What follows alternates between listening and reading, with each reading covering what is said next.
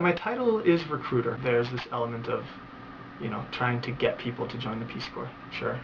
But I think of myself more as a representative, and I tell people about the Peace Corps, the pros and the cons.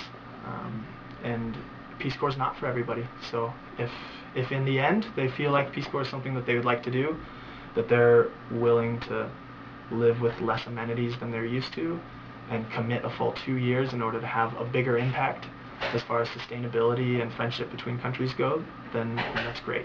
And if they don't, then that's fine too. If anybody's interested in joining Peace Corps, they come to me. I help them work through the process, fill out the paperwork, finish their application. I interview them, and then from there, I sort of let them go to. I can nominate them to a program, and then once they're nominated, I let them go through their legal, medical, and dental checks. And then once they're cleared, then they're good to go. The whole process usually takes 9 to 12 months.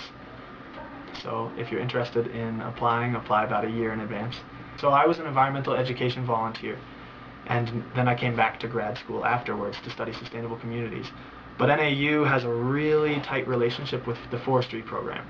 So there are two great opportunities for forestry students. One is that they can do Masters International. And in that case, they do a year of graduate study in forestry here at NAU, and then they go abroad with the Peace Corps and work for the 27 months as a Peace Corps volunteer, and then they return and do their thesis, as far as I know. So just one more semester after Peace Corps, and then they're done with Peace Corps and they've got their master's degree. The other option is called Fellows, and that's more similar to what I'm doing.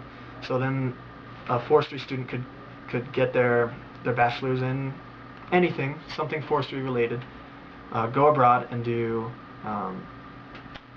forestry work as a volunteer in one of 76 countries around the world, and then come back from Peace Corps and get into the forestry program through Fellows. And that basically allows for scholarships, graduate assistantships. So a lot of times what happens is, if you're working in forestry in the Peace Corps, then you come back here, and while you're in grad school, you work for 10 or 20 hours a week in something forestry related, and then you get some sort of compensation to help you with grad school costs. I think Peace Corps is such a life-changing experience that the people who have gone through it sort of have this bond. And it's really good to see the faculty in the forestry department here at NAU. So many of them have done Peace Corps at one point or another in their life, sometimes 20 years ago, sometimes 5 years ago.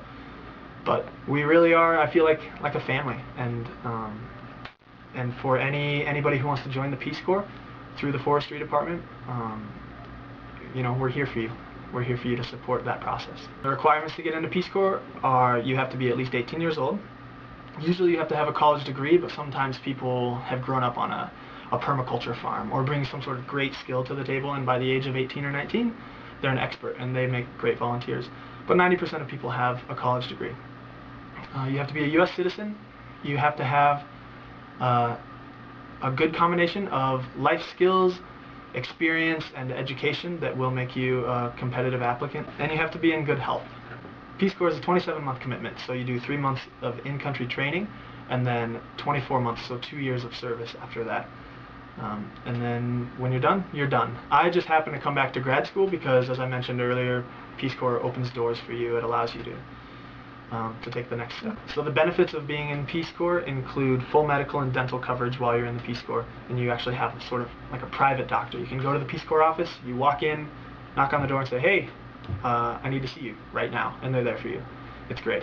Beyond that, you get a readjustment allowance when you're finished that comes out to about $7,000, so that helps you just readjust back into this culture, get an apartment or whatever you need to do.